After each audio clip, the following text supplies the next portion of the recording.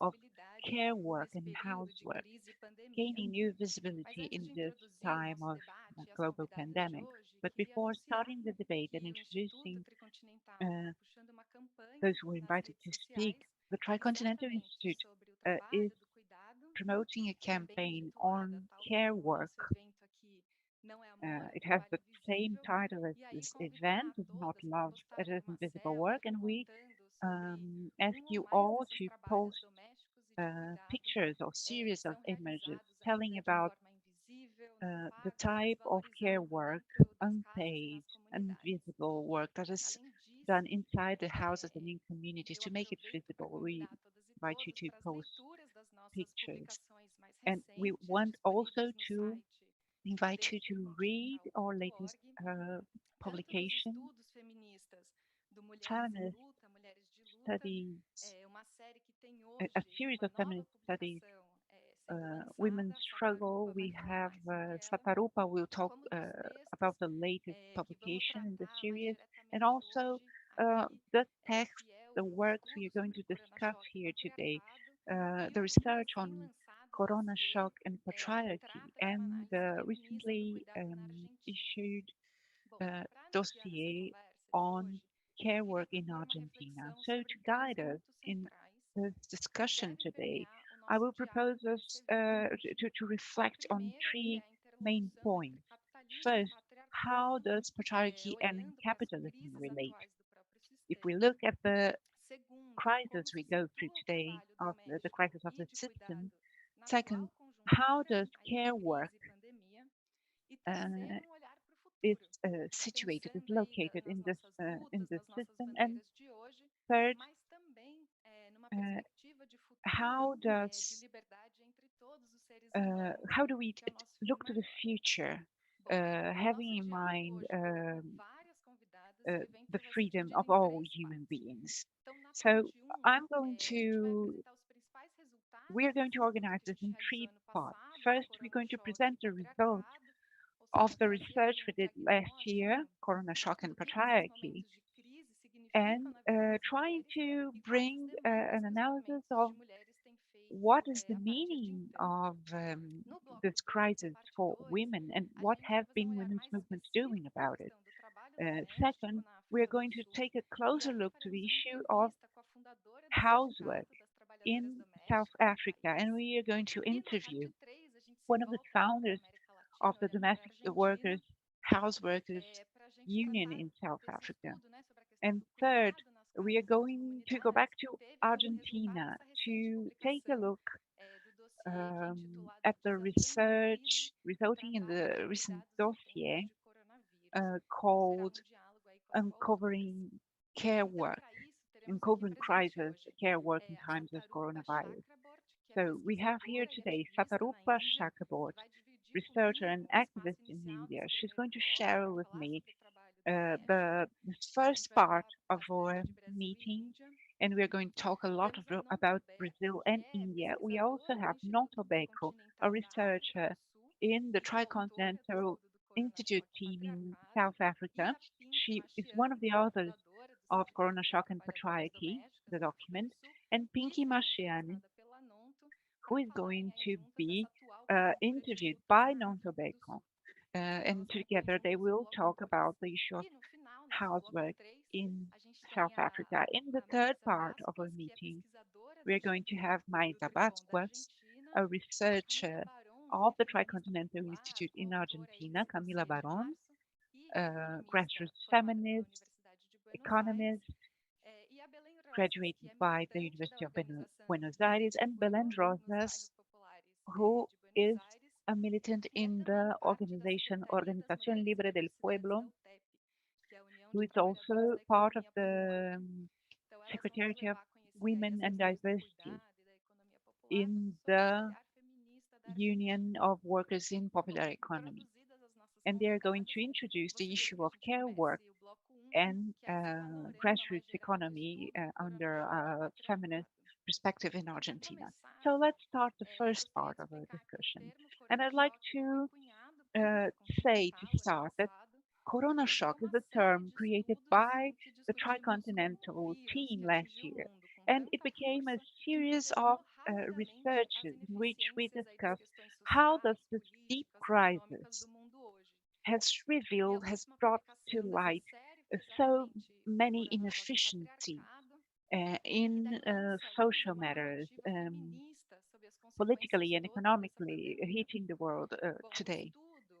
So we discussed in this series, and especially in Corona Shock and Patriarchy, this narrative on the consequences of the pandemic in Corona Shock and Patriarchy, especially a feminist perspective on this crisis.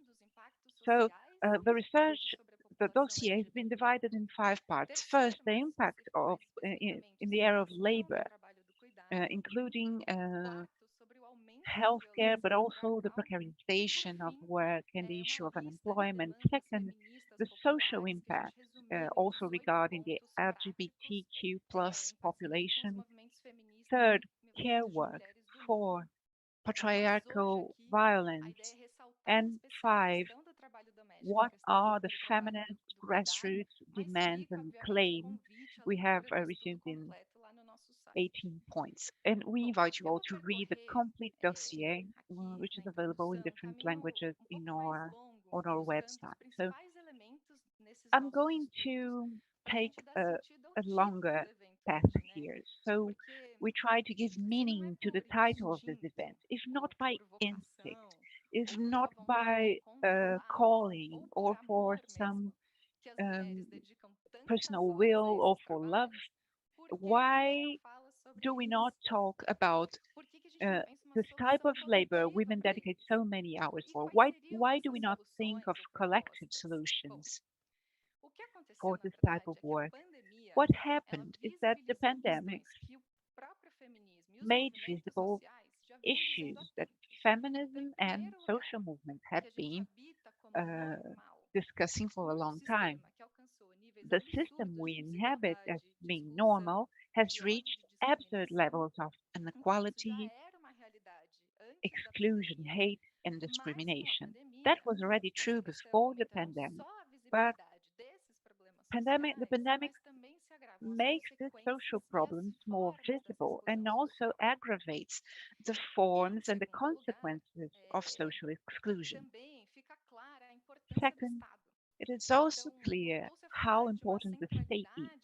We are again talking about the centrality of the state and also valuing state intervention, not any state intervention, but the need for a state that will take care of people, which will take care of their health and preserve their lives. But we know that the neoliberal model imposes a very complex reality which we face these challenges. It has diminished the state taxes, privatizations. It has created austerity and minimum state only in terms of welfare. It has weakened social organizations and trade unions. And we have the reality of many states constantly promoting budget cuts and um, narrowing their social investment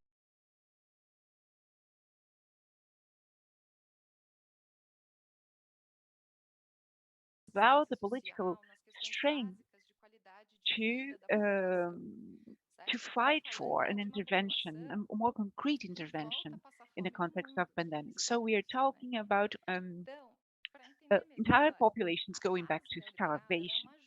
To understand it better, the neoliberal phase is a conjunction uh, of factors, a systemic crisis. And it's important to say that capitalism as a system is back to the debate, is back to political debate because of the deep crisis it's going through. And the deep structural crisis is not only economic, it's not only about inequality and maldistribution and unemployment, but it's also an environmental crisis. It's also a political crisis. And we want to highlight it here today. It's also a crisis of social reproduction and a crisis pointing to a deficit of care. And what is care? Care is about all the forms of providing, of caring for, of keeping human beings and their social bonds, and caring for so all our needs, material and psychological needs, are met. We are talking about cleaning, preparing food, but also childcare and education, caring for the sick, caring for the old, caring for those who are dependent. And if we look at all this scenario, the greater part of this activity are done by women. You can see in our Corona Shock research, women are responsible for 75% of the unpaid care work done around the world. Uh, uh, it's estimated that it is 12.5 billion hours a day spent by women and girls around the world on this care work. And the pandemic has only increased this this time. And in general, all these activities are done outside of the labor market, inside the families' homes, in the collective associations and communities. That means uh, care work does not gain the form of waged work. And when it does, it is very poorly paid. What we want to say here is that care work and housework are so invisible and so in such precarity, they are not even seen as work that can be recognized by by the state. And mostly it's the women and girls doing that work. So there's this specific center, at the center of this kind of work, there are women, and what we call the sexual division of labor. Sexual division of labor is the separation of the roles of men and women in society, and also the hierarchization, the hierarchy between this whole. So it values the role of men and decreases the value of women, of the roles that women fulfill. So being unvalued and having women doing this work outside of the market doesn't mean that it's not important for the market. All those care tasks are fundamental for the market economy. So, to have human beings ready to sell the workforce in the market, they need to be prepared for that. They need to be cared for. And that's what care work does, this preparation for waged work.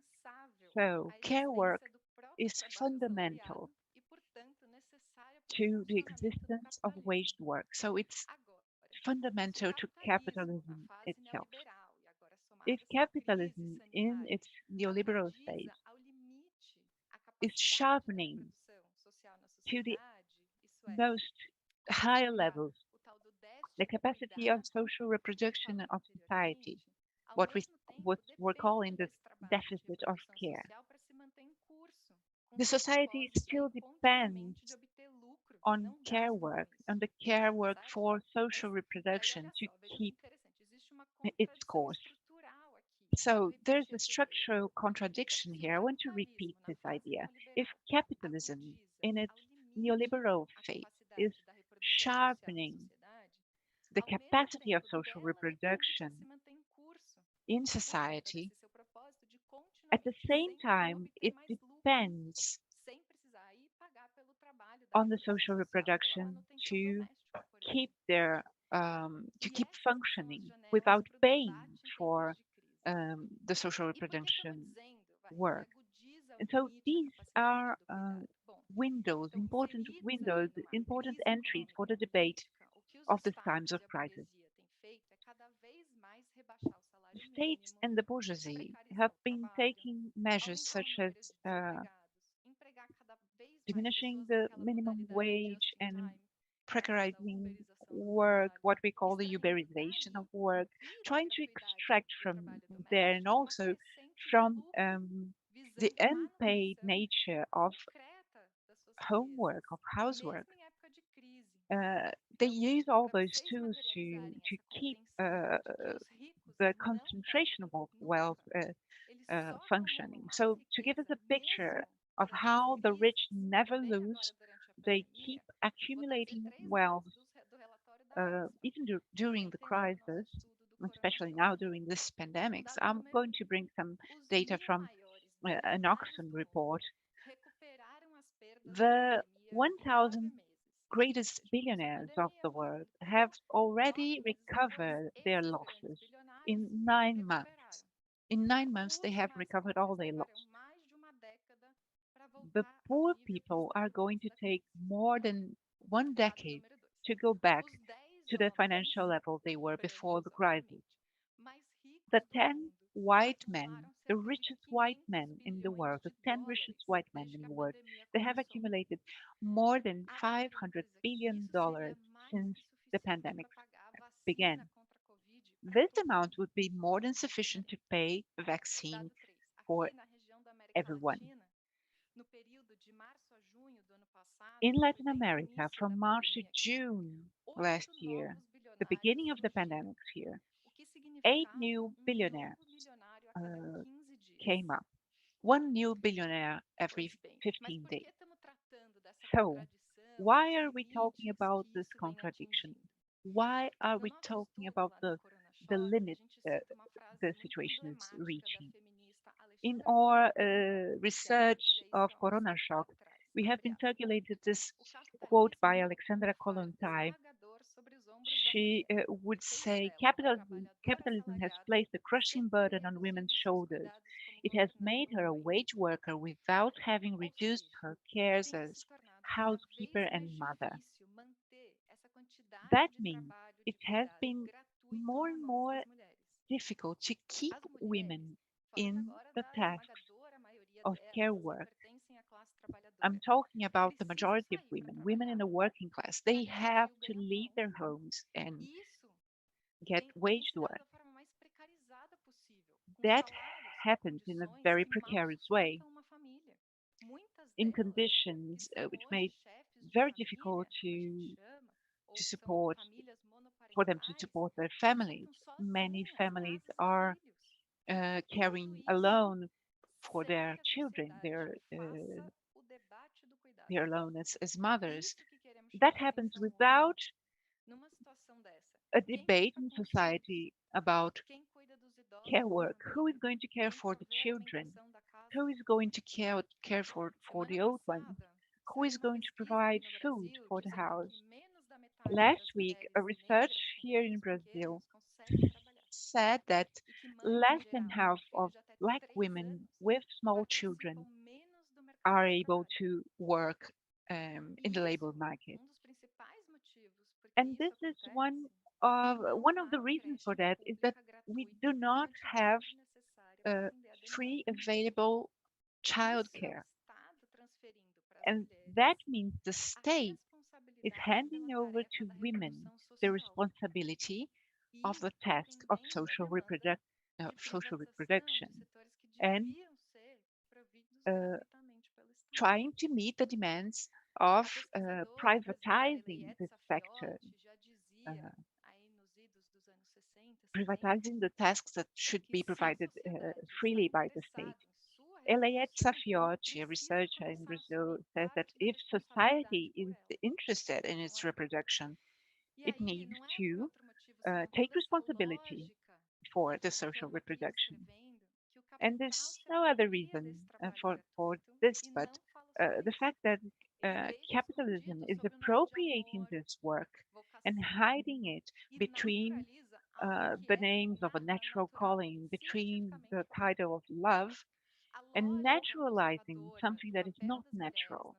So there's the conservative logic of the role of women in society, in class society. When we hear that our emotional, physical, and interpersonal work is natural and invisible and not important. This keeps a lot of oppression on women because there's a great amount of labor, of housework, of care work, and social reproduction that is done by women and girls without being seen and without any compensation. And that is a fundamental part of what we call the patriarchy. That means that the capital hides and makes precarious the activities of social reproduction, even if the functioning of capitalism depends on this kind of work. So the devaluation of this work is is functional to the dynamics of accumulation of capital. So us women, if we do not raise the awareness on and create visibility and value for housework and care work, capital is not going to do that, not economically, not morally. So our provocation in the title of our seminar here today, in the title of our document, is to reveal that even if love, even if women do feel love for their families and for their homes and for their communities, that is not the reason why we do so much unpaid work. Our unpaid work is the result of exploitation, and it's part of a tendency of constant capitalist accumulation with the single goal of profit, of more and more profit.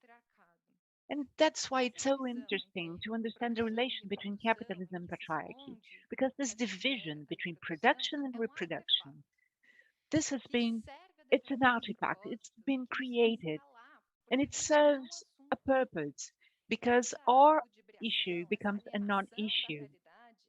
The alienation of reality is part of a logic oppressing women and making their day-to-day lives really hard.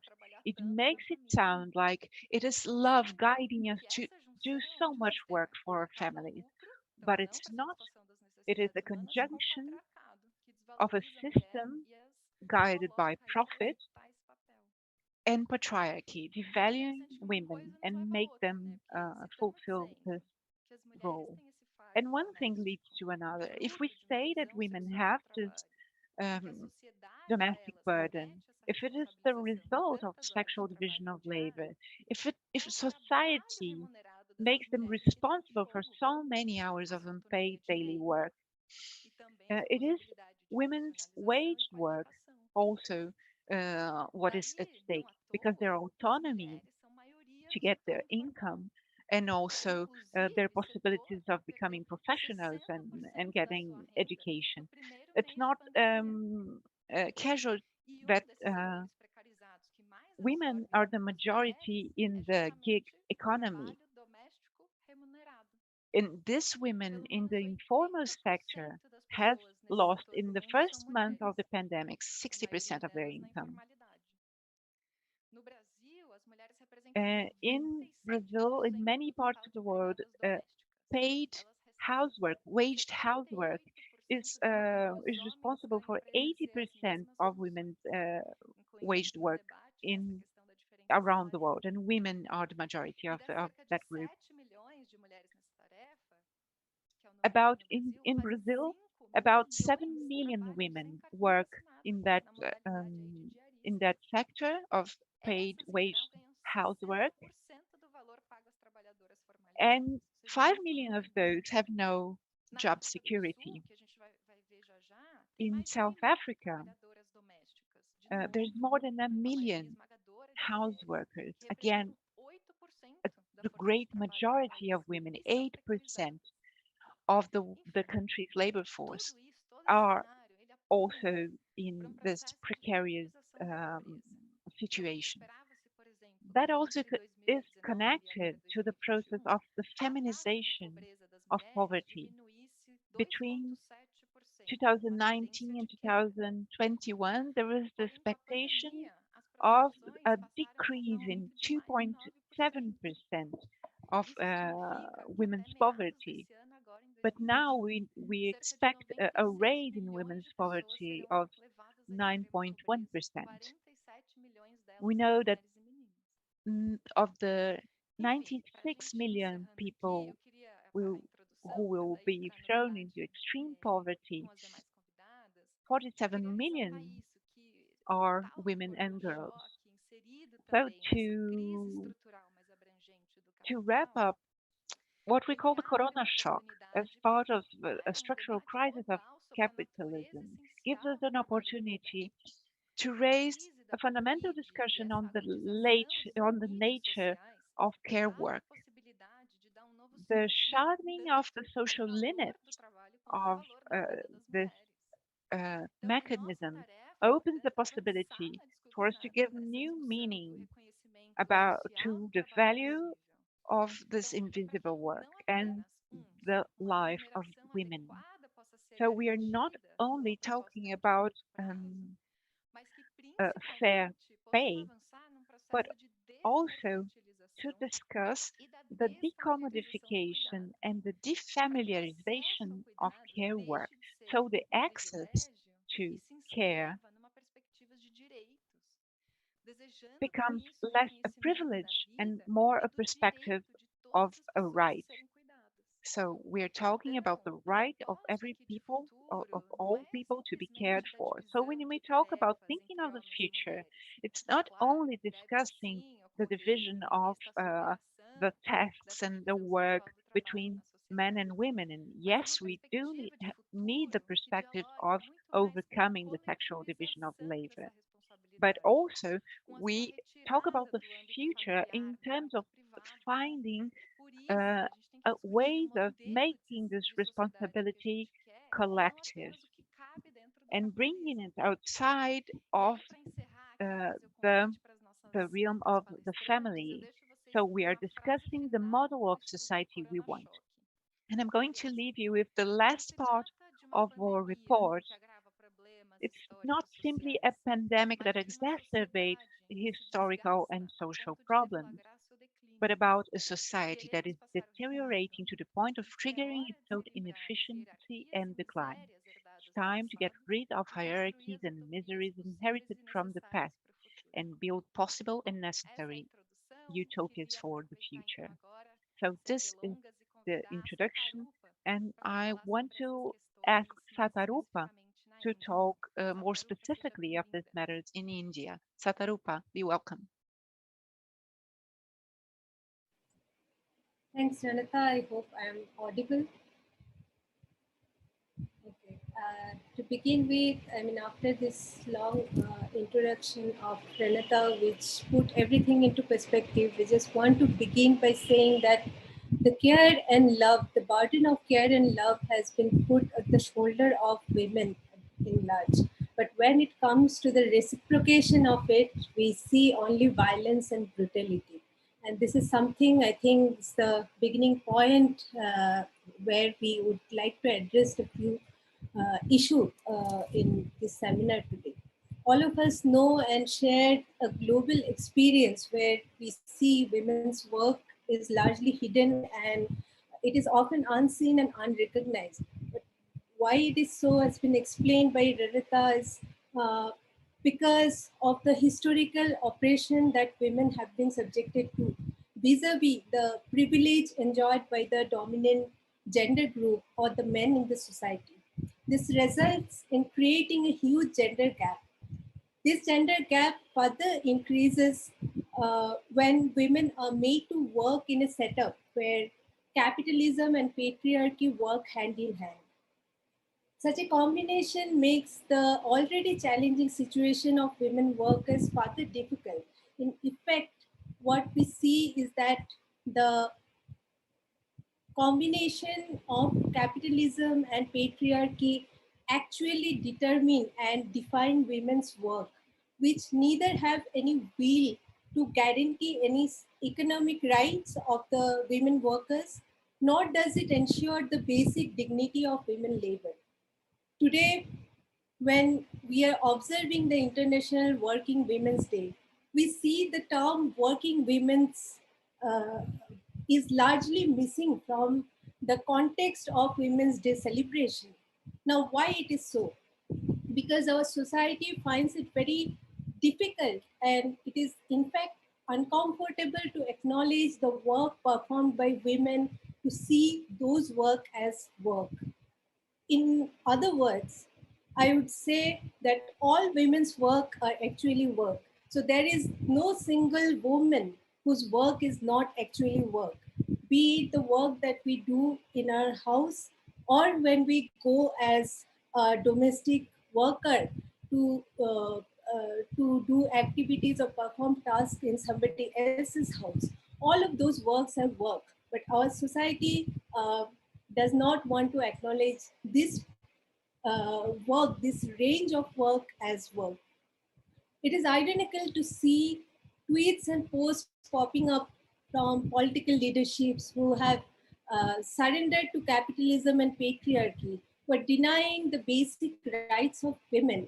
We come across terms like women's empowerment, which has been used to celebrate the Women's Day. But the question is, what kind of empowerment we are talking about? What kind of empowerment can be offered by this stream of political leaderships who surrendered before capitalism and patriarchy? When millions of workers minimum wage is not ensured, when we still have hundreds and thousands of workers working in dehumanizing conditions without having any terms of employment, including fixed working hours, paid leaves, etc., or any social or economic securities, what sort of empowerment we are talking about is the question. Now, another point to observe today is that, on one hand, the leaders are talking about women's empowerment in a language which actually syncs with the language of the capitalists. Everyone must have seen the Facebook today has run a flyer which says, add a donation button for International Women's Day. Raise money for charity that helps women in your community and around the world. Now, we know the history of exploitation and the act of charity have a long lasting bond. In fact, Google video is showing how women are empowered. They're becoming scientists and pilot and etc. etc.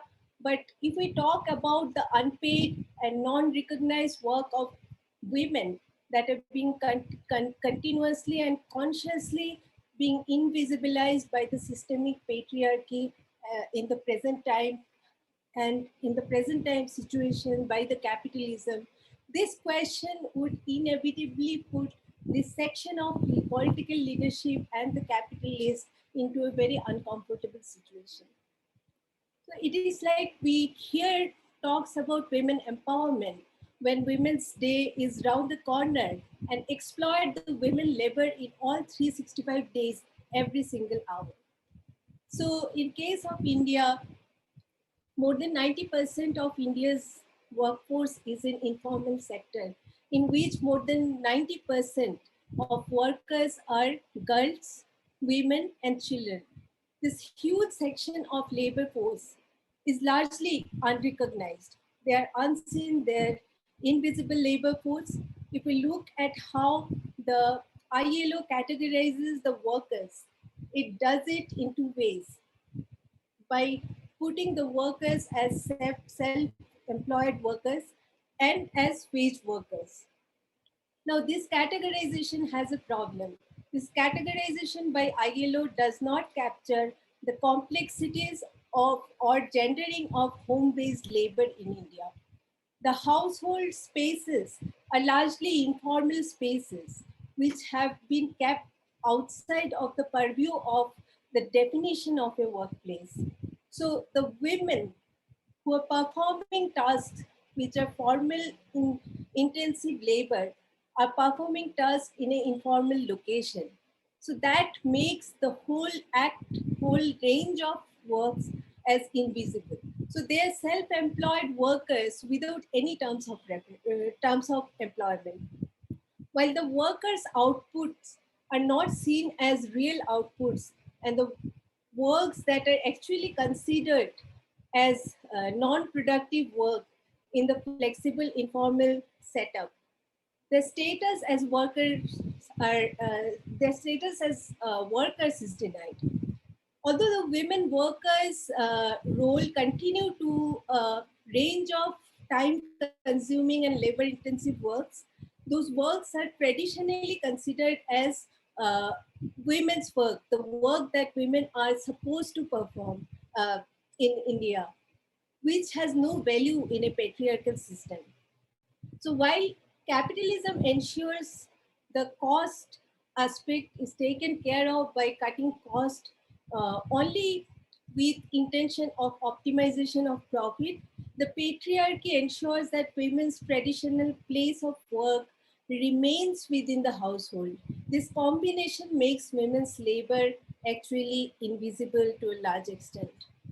A study the material and the symbolic, intersectionalities of home-based work in India was published by Economic and Political Weekly in 2013 uh, by Saraswati Raju, and she argued that capital not only sits quite comfortably in sync with pre-existing gendered codes, assigning women to the uh, confines of domesticity, it makes it more durable, even if women's status is that of workers.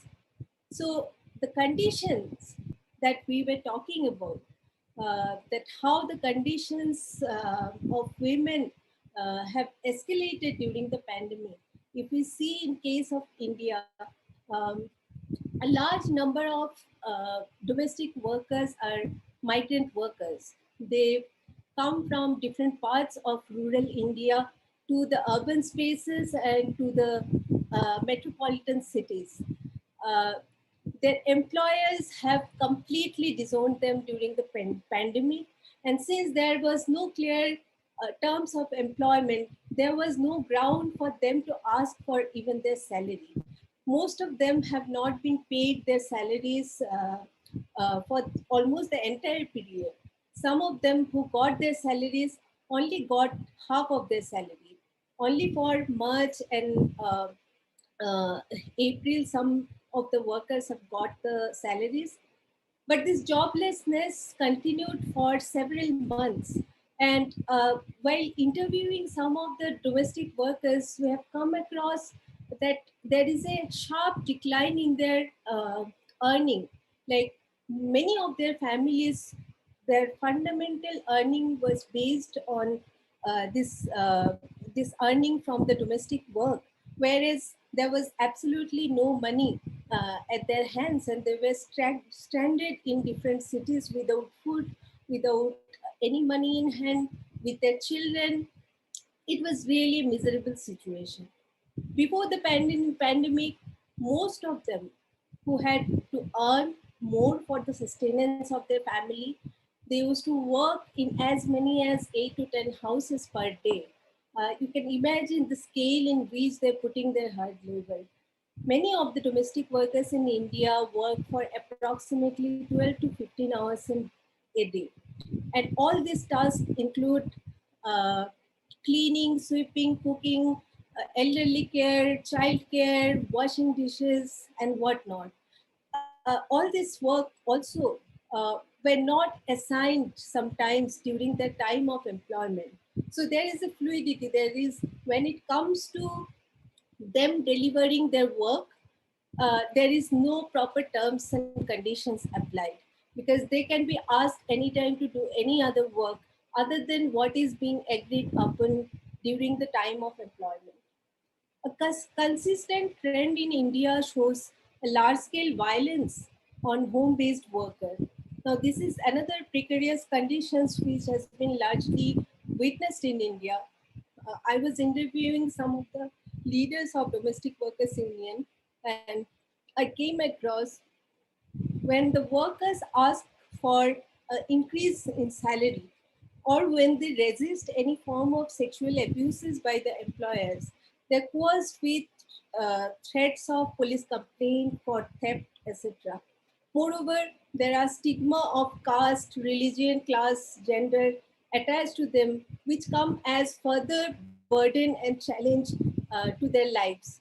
Their vulnerability is often not seen as they are invisible, yet they silently take the burden of running the economy in a major way. So, if we are to ensure advancement of the condition of the domestic workers, we really need to talk about a national policy. In India, there was, because the demand had been put forward from various women's movement for many years, and which pushed basically at least the political leadership to talk about it in the parliament. But a national policy, proposal of a national policy has been pending in the parliament for past 3 years. They're failing to recognize the importance of recognizing women workers as workers.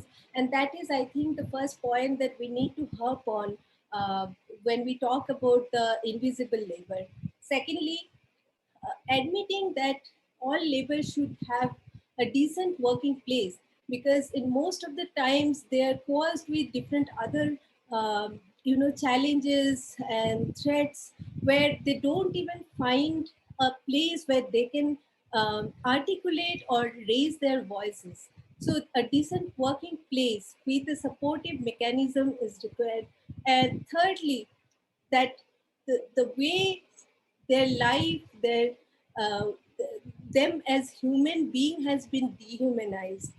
There is no dignity in their life.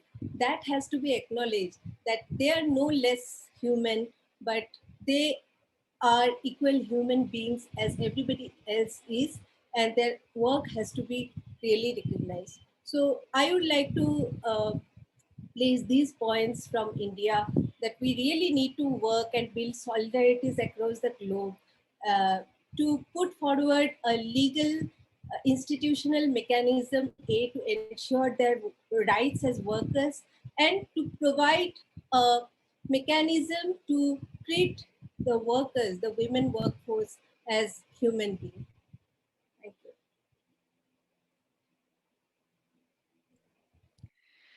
Satarupa, muito obrigada pela sua participação, Satarupa, colaboração. thank you very much for your participation, for bringing so many issues, for raising so many issues for this that are important for this debate for us to understand the reality in other countries. So that's why I'd like to invite the non-tobacco to open our second block for us to talk a little bit about South Africa. Nonto, are you ready? Yes, I'm ready. Thank you, Renata and Satarupa. So I'm going to talk a bit about the outcomes of the Corona Shock and Patriarchy dossier that we released last year, and talk to what happened in South Africa and how South Africa was affected by Corona Shock, particularly how women were affected by it.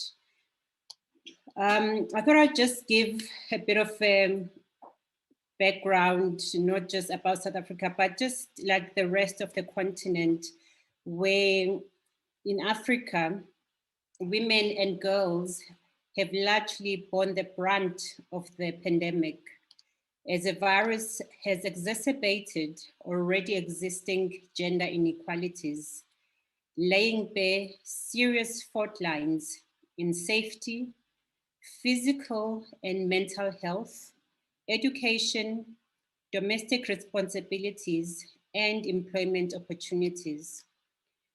The virus has massively disrupted women's lives, as decades of progress towards women's rights and gender equality on the continent has been undone. At the same time, African women and girls have played critical roles in responding to COVID-19 including as frontline healthcare workers, caregivers at home and at work, and as mobilizers in their communities.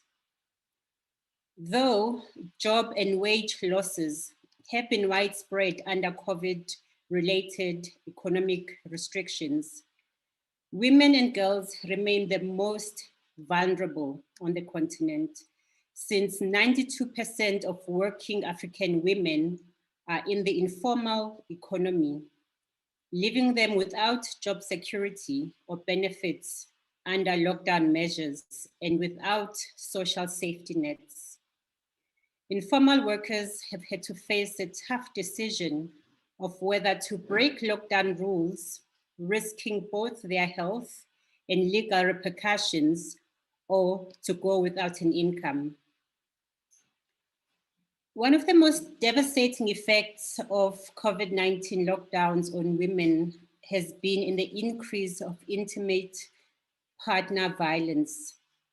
Since the beginning of lockdowns in March of 2020, emerging and anecdotal evidence suggests that violence against women and girls in Africa increased substantially.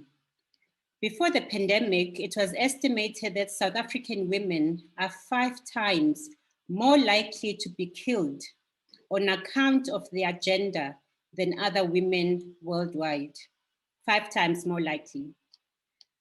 Since the outbreak of COVID-19, levels of violence against women and girls were exacerbated due to mandatory lockdowns, quarantine, and self-isolation, where security, health, and money worries heightened tensions and strains within households. And these were accentuated by cramped and confined living conditions. The COVID-19 outbreak further isolated the abused from their families, friends, and social networks that they would normally have been able to tap into for support. So individuals that were being abused were essentially trapped with their abuser with no physical respite from the abusive relationship.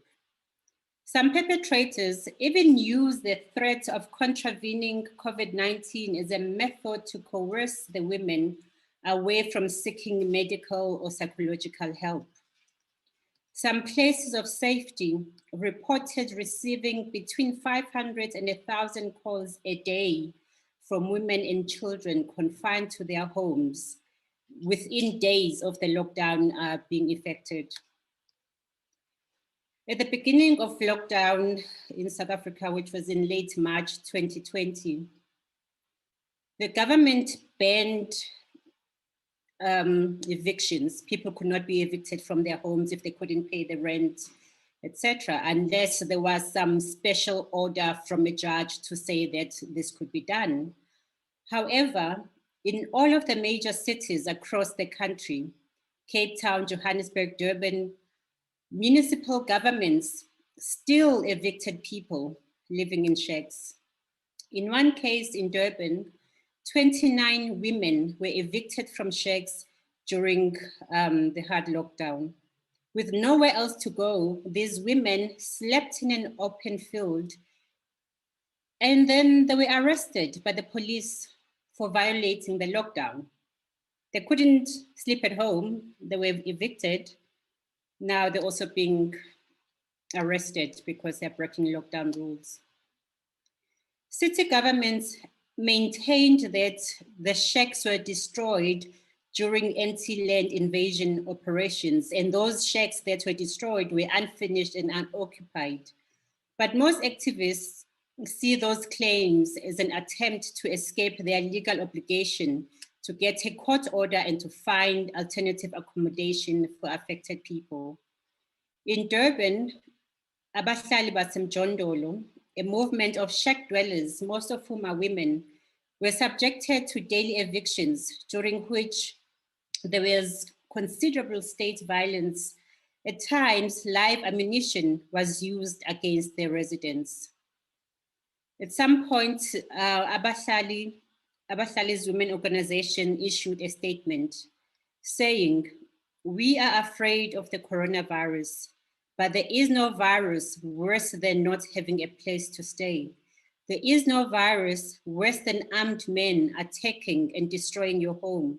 There is no virus worse than armed men shooting at your family, including children and old people. There is no virus worse than having to sleep outside where there is always a fear of rape. There is no virus worse than our children waking up at night, crying and shouting in fear. Evidently, evictions place women at a very high risk of sexual assault when they have to sleep out in the open after evictions. Evictions cause tremendous stress and anxiety for children, the impact of which is largely managed by women. And some women have lost male partners due to state violence during things like this when people are being evicted. Rural Black women in the country between the ages of 30 and 45 face particularly strong demands on their time, spending more than 8 hours on average per day in productive activities when access to basic services like electricity and running water are not available. As a COVID-19 outbreak influenced improving hygiene practices and people increasingly adopted regular hand washing as part of their daily health routine, the burden of collecting water increased in terms of both frequency and the amount of water that had to be collected. And who had to do this? Women. There are reports of women having to walk at least 2 kilometers to fetch water, only to be interrupted and sent back home by local enforcement maintaining the lockdown rules, resulting in these women resorting to drastic measures such as going at night to try and collect water, which then leads to other issues, increasing their odds of them being violently attacked or robbed. Like in India, South Africa has a large population of people that work in what we call the domestic work environment, people who work in people's homes. During lockdown, a lot of people lost their jobs, and South Africa is no exception. Over 3 million people are estimated to have lost their jobs as a result of COVID-19 in South Africa. And about 2 million of those were women. This doesn't include women that work in the informal sector. The most vulnerable were the worst hit. And those vulnerable are mostly Black women with little education and low incomes, working in the informal sector, and who can't work remotely. They can't sit in front of their computers to work because they have to physically be there to do their work. In South Africa, like Renata said, there's more than 1 million domestic workers, and almost all of those domestic workers are women, and they account for about 8% of the country's workforce. Some domestic workers live in their employers' homes, while others have to endure long commutes every day from the outskirts of large cities or neighboring towns. Like in India, some employers in South Africa do not consider domestic work as formal employment, and there is no oversight in the sector. So a lot of domestic workers end up being underpaid and with very little or no job security at all. While some could take paid leave and stay at home with their families during the lockdown, most day laborers, those who get paid per day as they work, they couldn't survive if they did this. So then they were faced with two options: following public safety protocols, staying home in the face of COVID-19, or facing possible starvation and eviction, or breaking these guidelines, thereby increasing their risk of infection and potentially securing a source of income. So people would, I need to survive, and they would continue going to work because there's no other way for them to survive. As the economic crisis deepened, domestic workers were haunted by the uncertainty of whether or not they would still have a job after the quarantine. According to South African domestic workers unions, the sector is one of the most susceptible to cuts as middle-class families who employ them struggle to get by. By June 2020, more than 250,000 domestic workers had lost their jobs. Of those that still had jobs, most were now underemployed because their people they worked for perhaps had lost their jobs, so they couldn't afford to pay them the full amount, so they lowered the hours that they worked. So this led to a lot of domestic workers earning less than 2,500 rands a month. So that is less than, that's about what, $200 a month. And this was up from, you know, pre-lockdown levels, where it was only about 37% of domestic workers who earned that little. But after the lockdowns, this went up to about 74% of them earning less than 2,500 rands. To further talk on domestic workers and how they have been affected, we have Pinky Mashiane, who is the founder and president of the United Domestic Workers of South Africa, which was founded on the 16th of June, 2018. Pinky has been an activist since 2000, when she started fighting for the rights of domestic workers. Most of the cases that she deals with relate to the minimum wage working hours, non-compliance, the registration of domestic workers with the Unemployment Insurance Fund, and contract negotiation, along with the racial, verbal, physical, and mental abuse that a lot of domestic workers have to put up with also. Pinky single-handedly started the landmark case of Maria Mahlangu, a domestic worker who fell into a swimming pool and drowned while at work. This case has made history in South Africa, going all the way up to the Constitutional Court, which is the apex court in the country.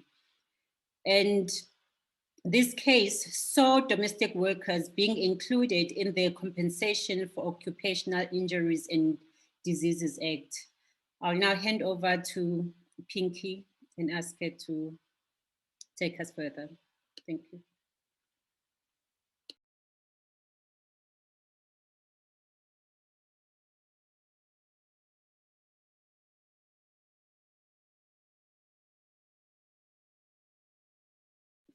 Pinky, we are still muted, ma.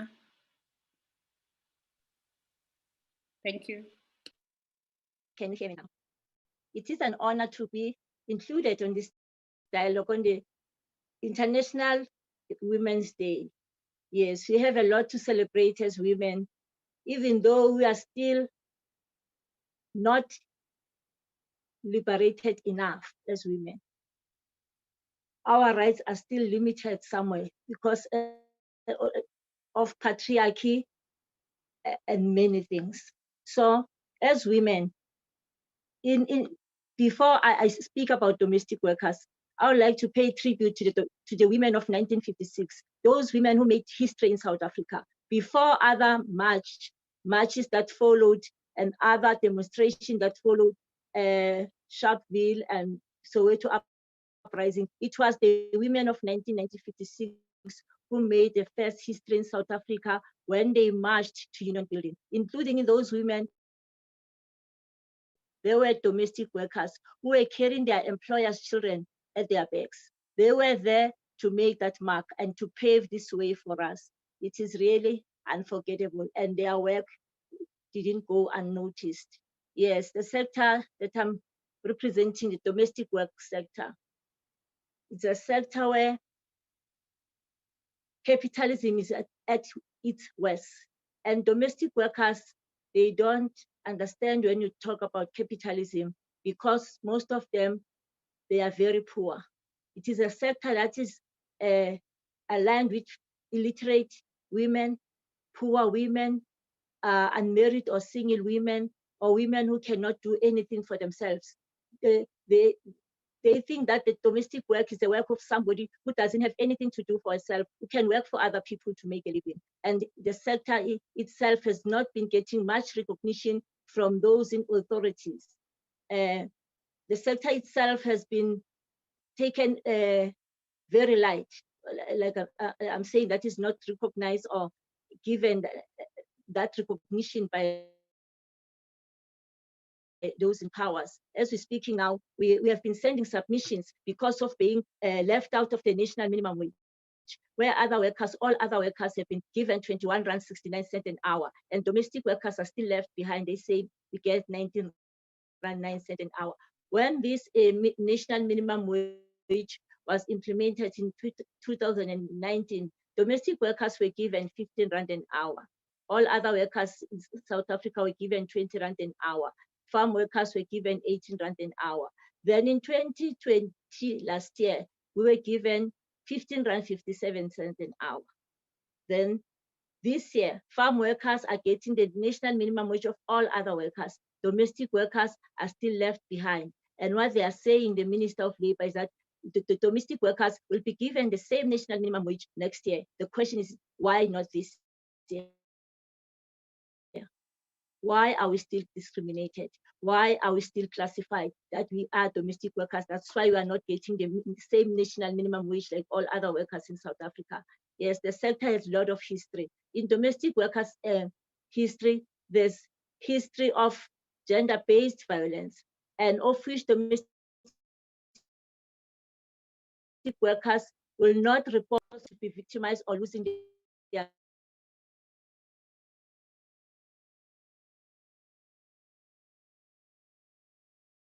from where they are coming from. Look, children, what I will do with the children if I report that my employer is beating me up? What will my children eat if my employer fires me? I lose this job as a domestic worker. So I'll rather enjoy this beating and keep these beatings and keep it to myself and continue working, praying that this will stop. And that is really hurting. Domestic worker sector is also a sector where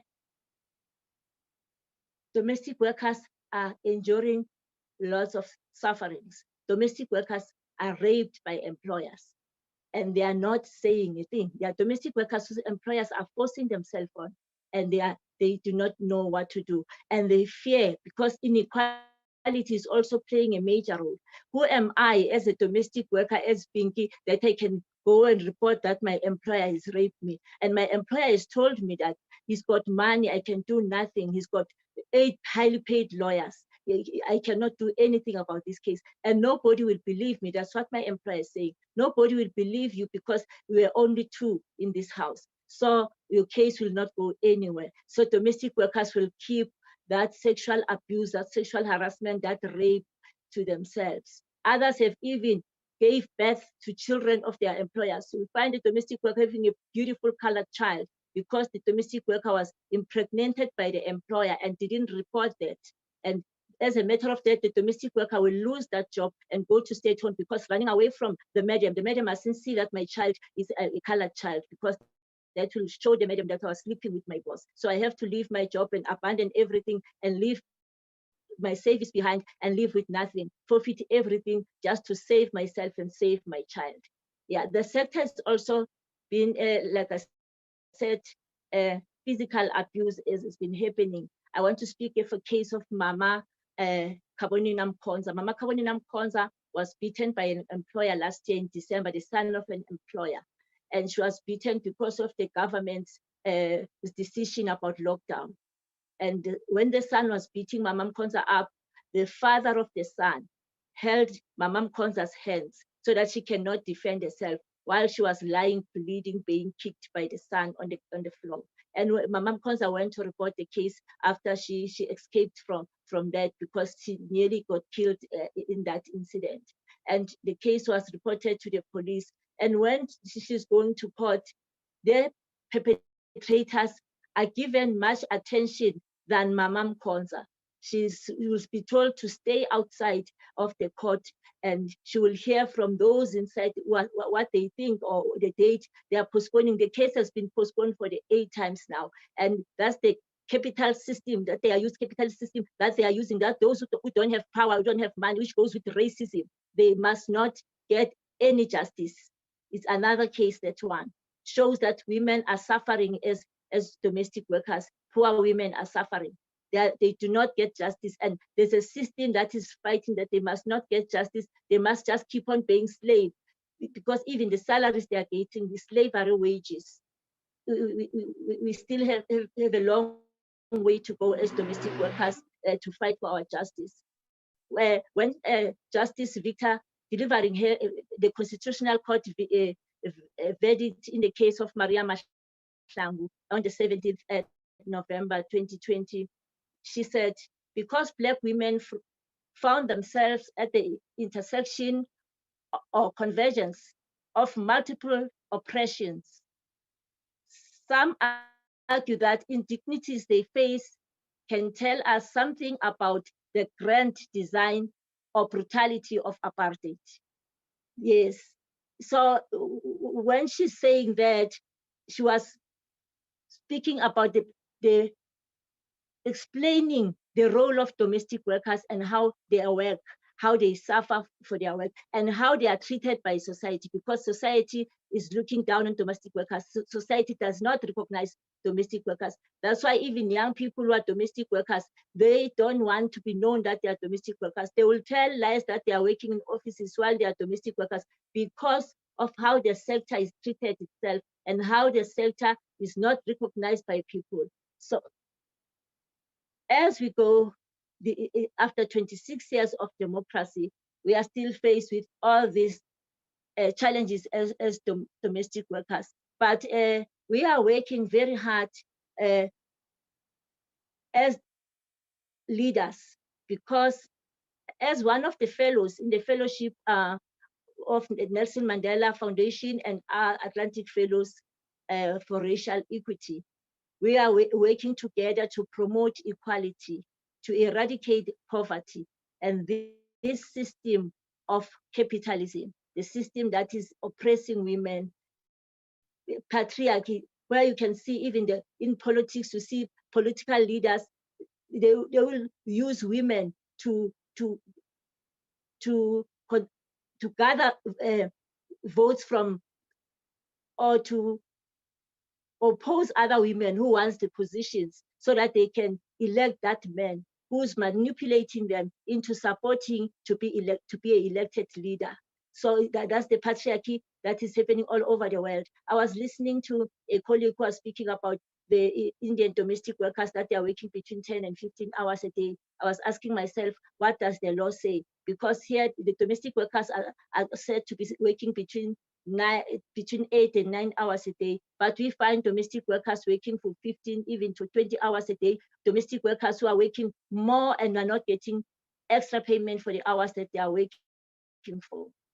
We also have many laws in black and white. We have many laws that are protecting domestic workers, labor laws that are protecting domestic workers in black and white. But there's not much that is done by the government to implement, to enforce the implementation, and to reinforce the compliance, because the employers are so relaxed. They know that employing a domestic worker is such a nice, you can employ and fire as you want. Nobody will knock at your door and say, what are you doing? Why are you doing this? According to the law, you must do this and that.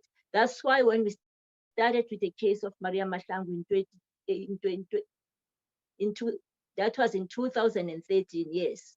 When we started with the case of Maria Mahlangu, we were not taken seriously because it's a domestic worker. We were even not given a platform to state why we want this case to go further, to go to court. Why do we want the employers to go to court? Why do you want the government to take responsibility? Because the domestic workers were not covered by the Compensation for Occupational Injuries and Diseases Act, of which the Constitutional Court said that act was unconstitutional for excluding domestic workers. But when we started, it took 8 years for us to get this justice, because we are women. When you come forward and ask for help, you are met with these highly educated people who will just tell you to get away, just disappear. What you are trying to do, you won't succeed in it.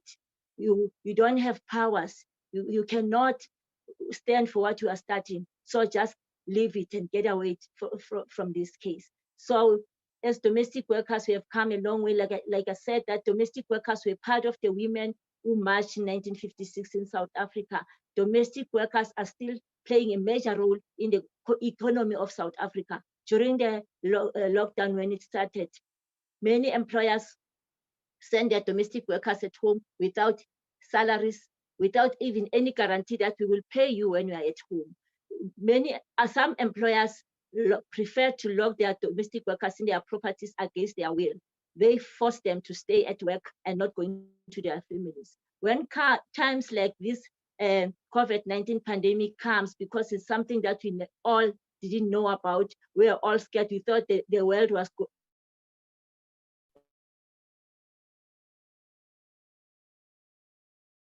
coming to an end. You think of your family, but to make that right to be with their families, those who are locked in their employers' properties. We're not even allowed to go shopping. We're not allowed to go to visit anyone because the employers were fearing that domestic workers will infect them with the virus if they go and mingle with other people.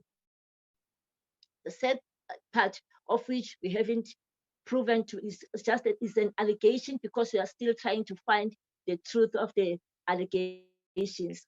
They say somewhere here in Pretoria, a domestic worker was even denied to go and get medication from the clinic, and she died at the employer's property. And everything was swept under the carpet. The domestic worker's family was called to come and to get her stuff. Then the cases just disappeared. So as I'm saying that, we are trying to locate the family to get everything, that how did she die, what happened, what do they know about these allegations. But we are not surprised, because there are domestic workers who have died at the place of their employment and nobody took responsibility. Domestic worker was killed in a house in Bodetboom. The employers took a policy for her, a life policy, and the domestic worker told the family that my employers have taken a life policy for me, but I don't know that what is that, and I don't have any documents. The family said, ask your employers to give you the documents so that you can look at them. The family is from Klerksdorp. When the domestic worker was at work, then the family received a call that the domestic worker was stabbed. Somebody broke into the employer's house. She was stabbed while she was working in the house. And when the family got there, they said the domestic worker was, so you ask yourself many questions, that why was the domestic worker not at the hospital? Why didn't she die at the hospital? Was the domestic worker really killed in that house by the assailant who broke into that house, or what happened, a thug, or what happened? Because the family didn't even check the body of a domestic worker where she was stabbed. So those are the true and real challenges and horror stories that are faced by domestic workers. And if something like this happens, nobody takes responsibility, because the life of a domestic worker is not recognized or taken as a life of anyone else who's living. That's why I said to myself, with this case of Maria Mahlangu, I will work until I die to get justice for domestic workers. I didn't care who's helping me or who's listening to me, but I said, I'm gonna walk until my shoes are finished on the road, just to get this justice for domestic workers, because nobody is taking any responsibility for domestic workers. Every day, every month, we hear sad stories about domestic workers, but nobody takes responsibility for that. As we speak today, on Saturday, domestic worker was shot, but that was a crime that happened here in Pretoria, where she was shot by the intruders who broke into the house where she was working, and they also shot at her elderly employer, who was airlifted. Luckily, he survived the incident, but the domestic worker died, and she's going to be buried this Saturday. And it's going to be finished. Nobody will follow up that how a domestic worker died, and what does the family of the domestic worker contacted, or let's see if the domestic worker was the breadwinner, who's going to look after the children, because now she's gone, she died on duty. Nobody's going to take that responsibility, because it's domestic work, is the domestic worker, and the domestic work is not recognized and formalized. Like I said, that we've got good laws on papers, but there's no enforcement, there's no implementation by our authorities. But as we are still standing today as domestic workers unions, we are saying the fight is not over, and we are not giving up.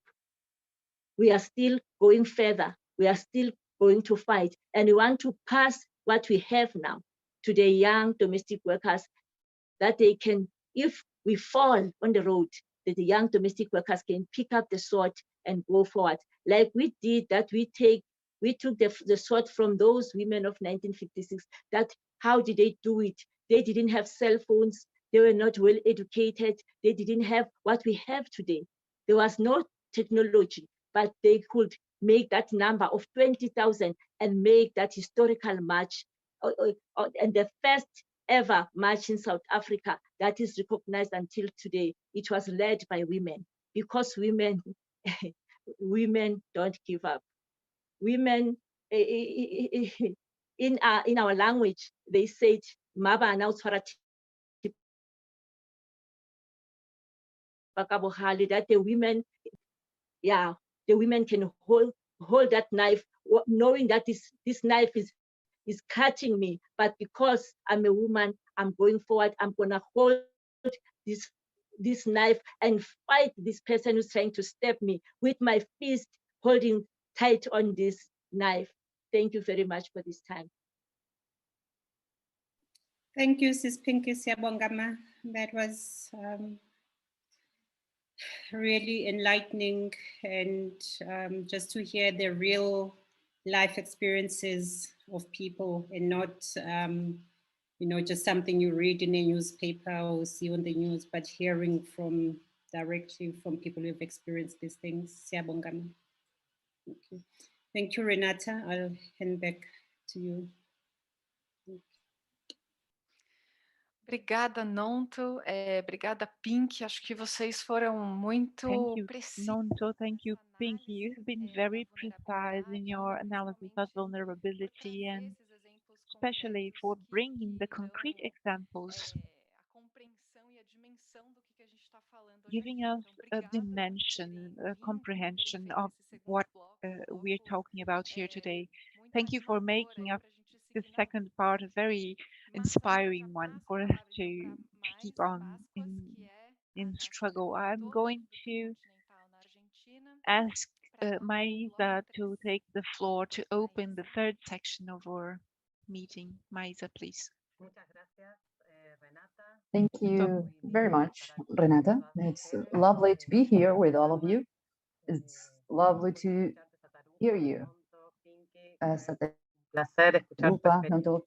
It's been a pleasure and an honor to listen to your experiences of struggle and resistance, and through you, to hear also the voices of the comrades of struggle in all of Africa. So it's, again, a pleasure. We're very happy to present now the dossier. This dossier, uncovering the crisis care work in the time of coronavirus, is a continuity of the analysis of the pandemic produced last year in the midst of the pandemic context between the Office of Buenos Aires and the collective feminist mapping.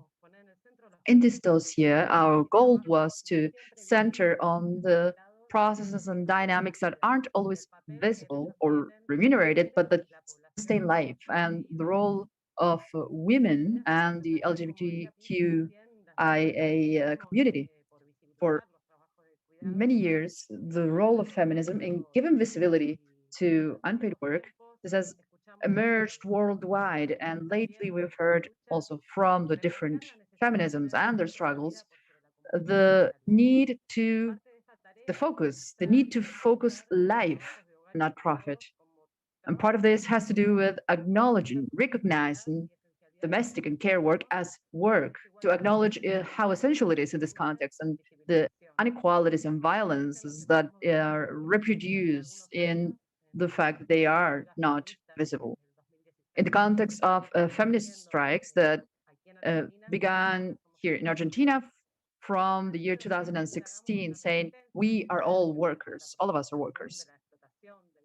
This emerged in the midst of economic collapse and sanitary collapse, food crisis as well. We analyzed then three areas, analyzing the feminization of care, precarization of work, and now with us, we also have Camila Barón with us. She's an economist, a popular activist, community organizer. She's the author of the dossier, and she will share with us certain reflections on the care work. And welcome, Camila. Thank you for being here with us today. Hello, everyone. And thank you, Maisa, for the introduction. And I also want to thank everyone for the invitation and to the comrades that share the comments before.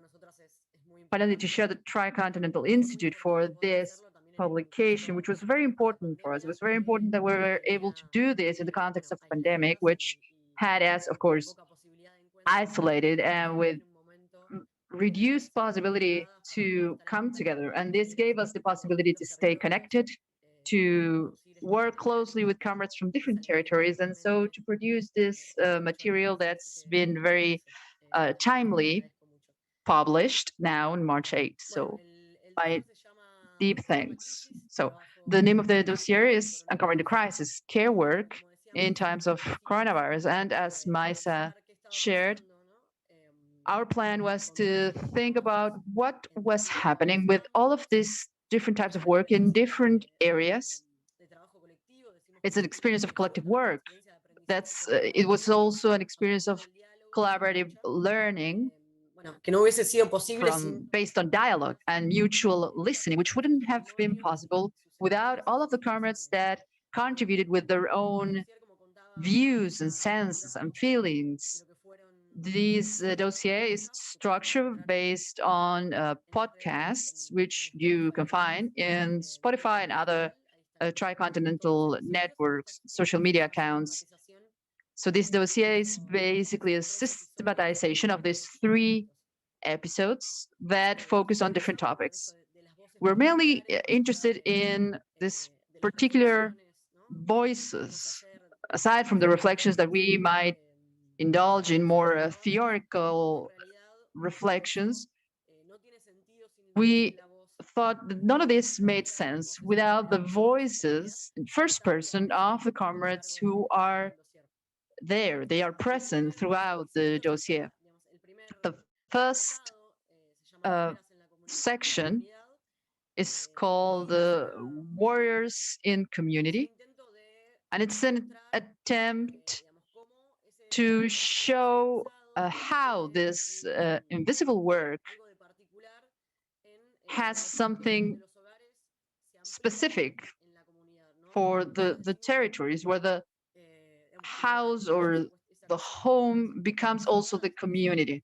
We always say that the home is not just behind a door or it's limited by certain walls. No, it actually extends into territories that are very vulnerable, where state shows its weakest phase, and it's our comrades that build this community as they extend beyond the limits of their own homes.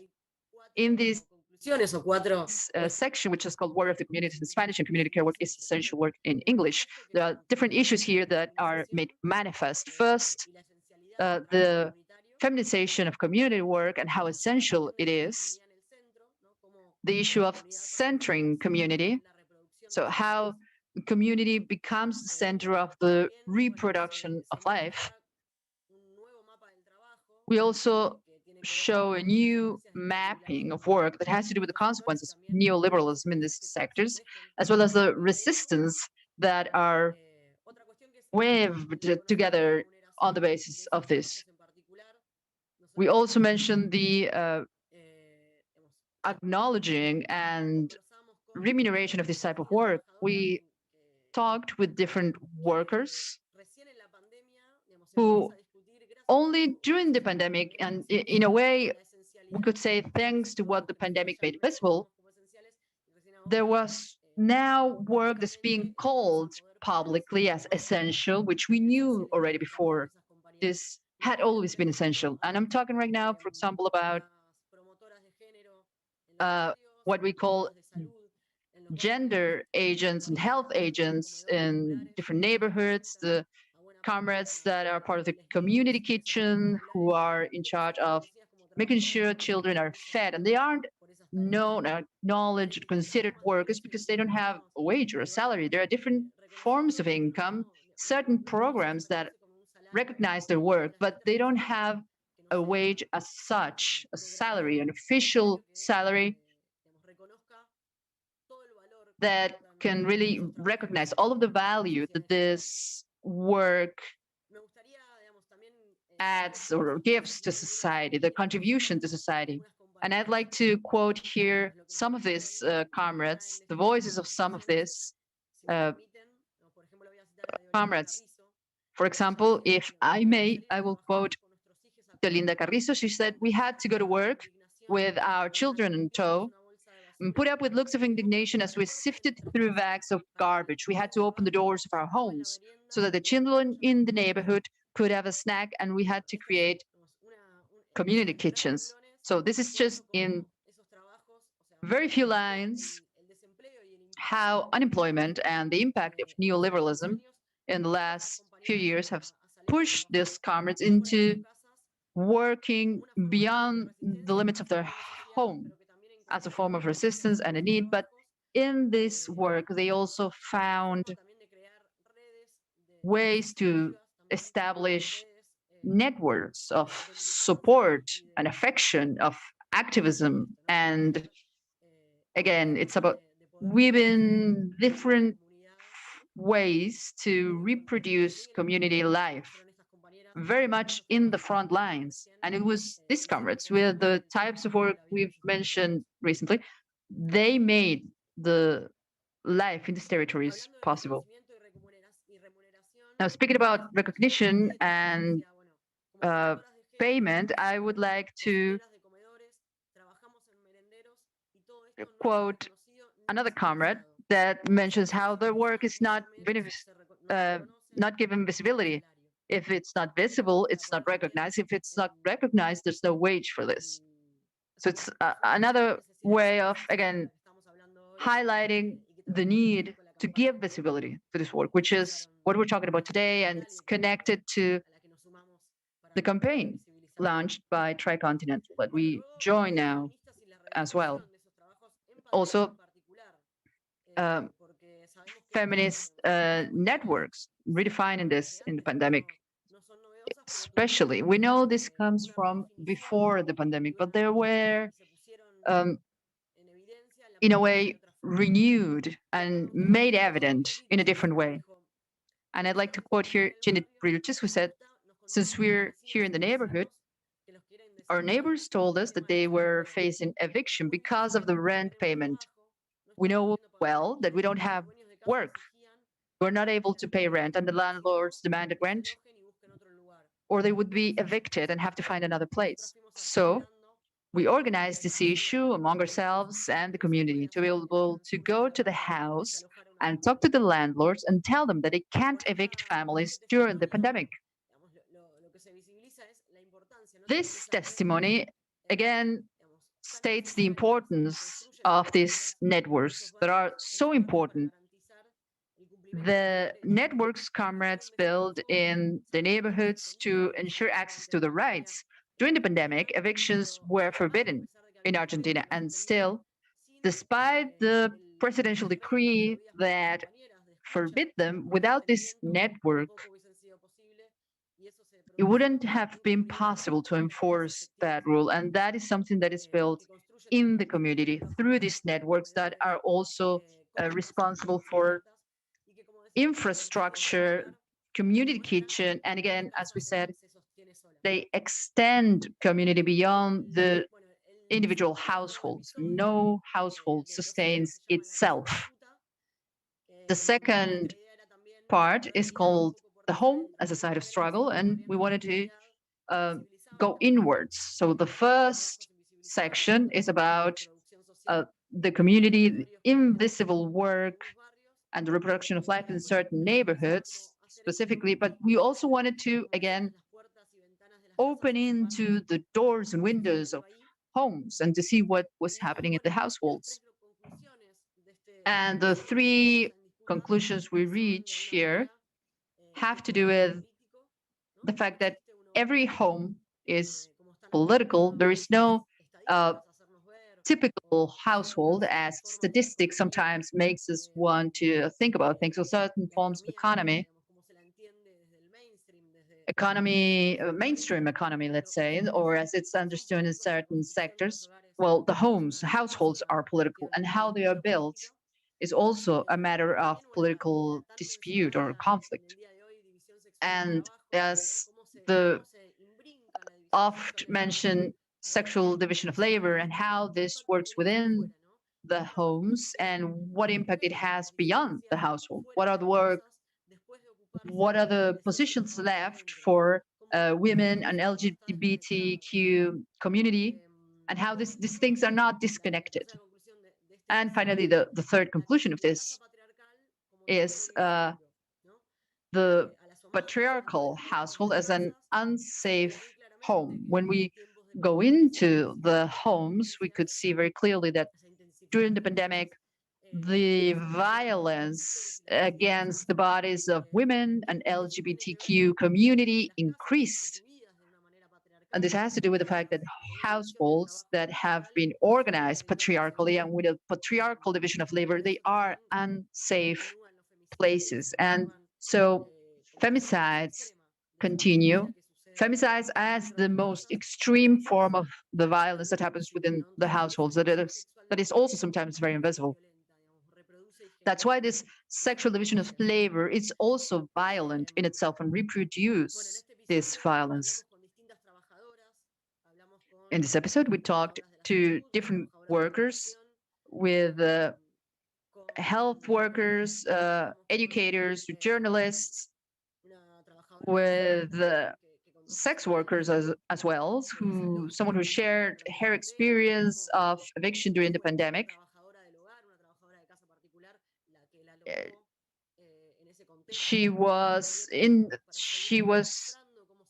this context, again, showing how these networks of support are established. Without these networks, life wouldn't be possible. As this sex worker was evicted, for example, she went to another comrade's house. And again, this division of labor inside the house and outside the house, this is what sets up the work that is accessible to us. And it makes more difficult the fact that what we always demand, that care work and the reproduction of life, that this responsibility shouldn't fall always on our shoulders, and that demands the construction of different households. And now I'd like to quote Rita, who cared for elders for many years. And she told us about her experience during the pandemic. More than 3 months, she wasn't able to see her family because her work, which was considered, yes, essential from the very beginning, which was not the case of domestic workers, but those involving care work, they were considered essential. And that made it so that she had to be separated from her family during 3 months. We asked her what happened when she managed to go back home. And she told us that her husband had been left at home. Since he was part of a group risk, he didn't go to work outside the house. And she told us, well, he didn't do anything. He didn't even nail one thing. I had to teach him to do everything. I had to teach him how to cook and how to see to our child. So again, to the work that we do, we also need to add the responsibility of teaching in order to be able to delegate tasks. And again, this has a lot to do with exhaustion. And she told us, I go home exhausted after a week of caring for an elder person, and I have to teach my husband so that he is efficient in the work that we need to do to sustain our own life. She also told us how she had to hire someone else to help his husband clean the house. And again, in this chain of work that's delegated. Another testimony I wanted to mention is that of Mariana Rojas. She's a health worker that decided to increase the time devoted to this during the pandemic. They have been exposing themselves to the virus and the disease for so long. And she decided to increase her working hours, which involved not seeing her children for months. She said, I came to this decision and I told my husband, everything is all on your shoulders. Can you take care of the kids during this time? And he said, yes, okay, I can do that. They are separated, so this meant her children moved to her husband's house. But in the end, Mariana told us she had to go to the grandmother because the husband had never once been responsible for all of the tasks that have to do with caring for their children. He didn't know how to work with them, to help them with the school homework, how to accommodate his time to the school time. So then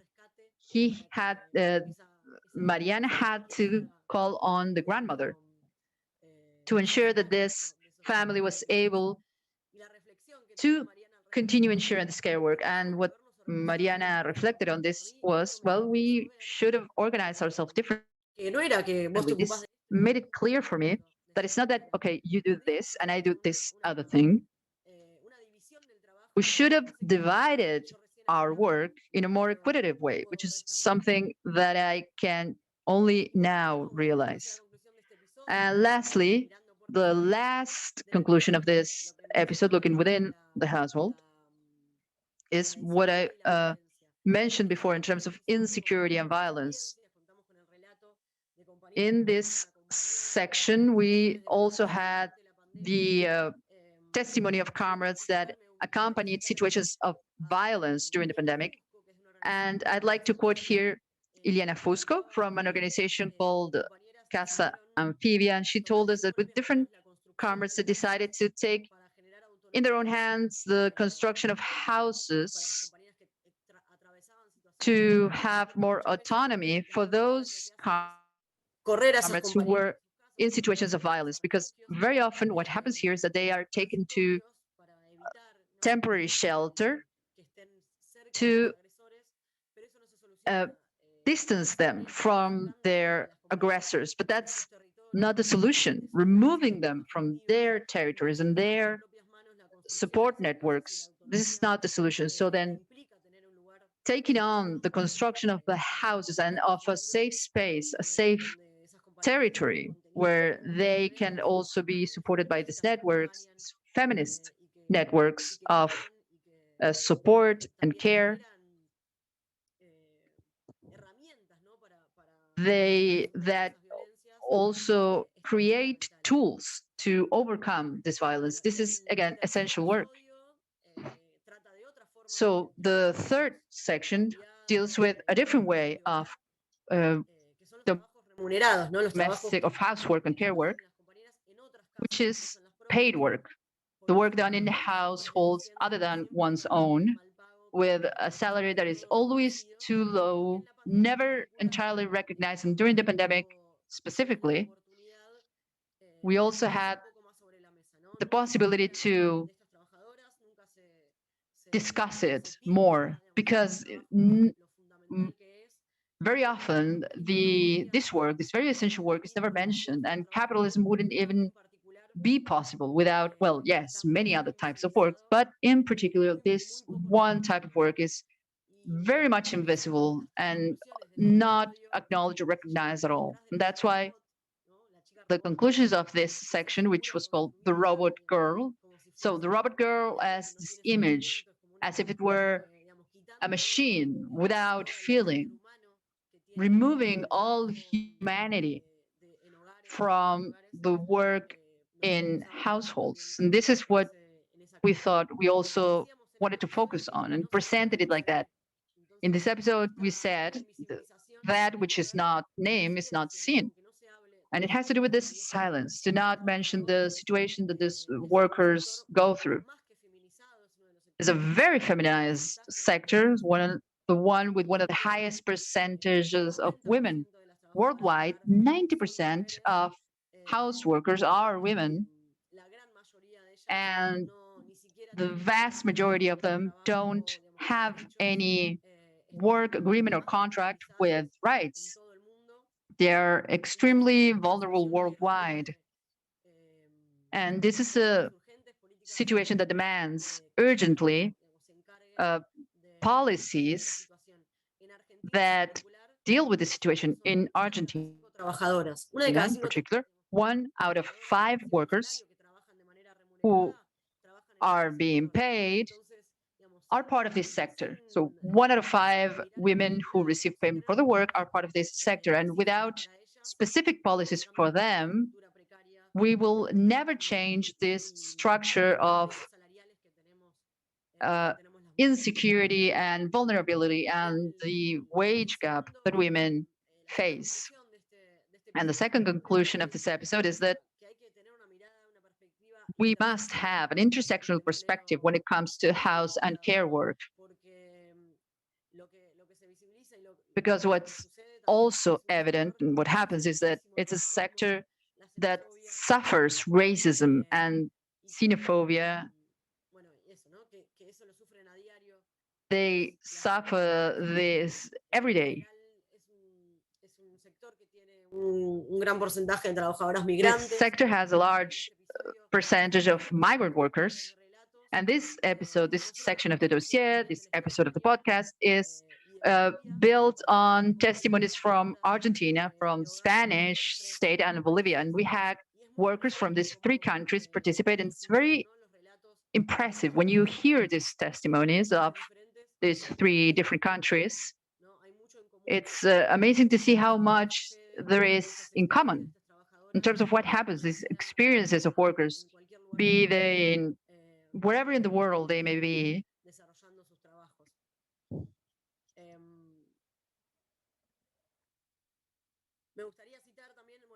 And I'd like to quote Pilar Gil Pascual, who shared about the Spanish state.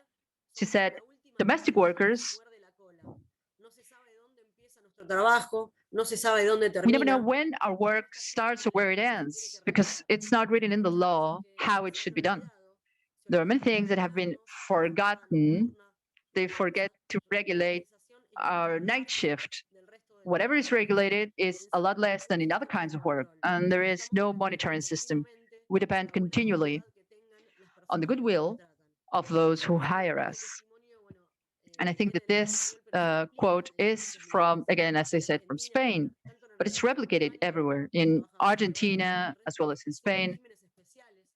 Domestic workers have a specific regime for work, contract work, and it's not respected, it's not enforced. And even those that are registered, they have this issue where it is not respected.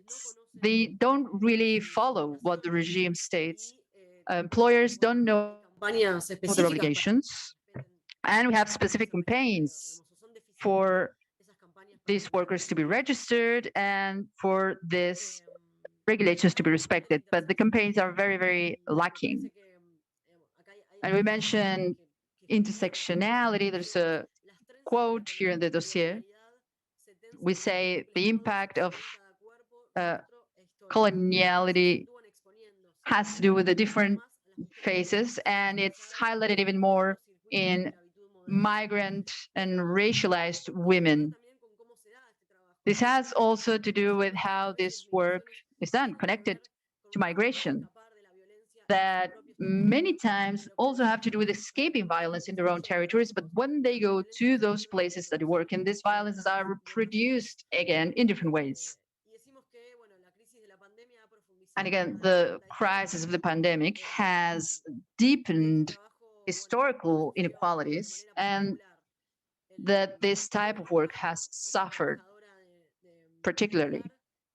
Evelyn Cano, another home worker, told us, I was infected with coronavirus by cleaning someone else's house.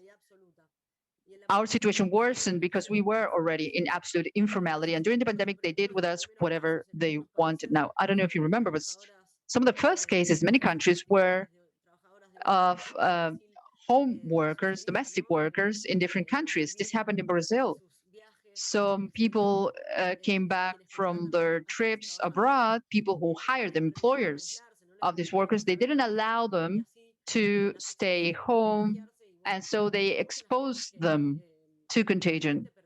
And there were many cases, and many lost their lives due to the carelessness of these employers who didn't follow the law and didn't respect the rights of these workers. And finally, just to close certain conclusions from this dossier, this work that had a lot to do with listening deeply to what the testimony from different territories is that decades of neoliberalism always end up burdening the same bodies. The crisis didn't modify the distribution of care work, and it didn't recognize it as essential. And despite how feminism has made a lot of impact on this discussion from the 70s onwards, this inequality remains present. You also said we had a lot of experience of resistance from comrades that came before us that have been moving the hardest nest, and we don't start from nothing. There is a history of struggle behind us that for years have worked to give visibility and to make clear what it means, the care work and homework, the social reproduction, what it means for societies. The pandemic presented a particular opportunity, and what we saw is how inequality reproduced itself. Initially, we thought how it would be a possibility to show how essential certain types of work would be, and we continue struggling to show how essential it is, not only by clapping at a certain hour of the day, but with concrete policies. The response to the pandemic has been very much focused on a logic of families, which reproduce the ways of exploitation, who we work for within and without the households, how this work is distributed, who have the income and the time required to cover domestic work. All of these questions, the pandemic has, in a way, made them public. And yes, it did manage to make these issues reach areas that before it wouldn't.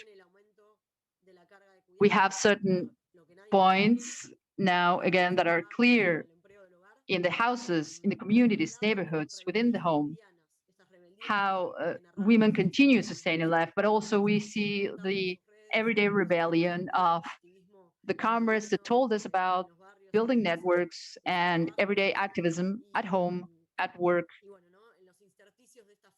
and in all of the different gaps where they could create and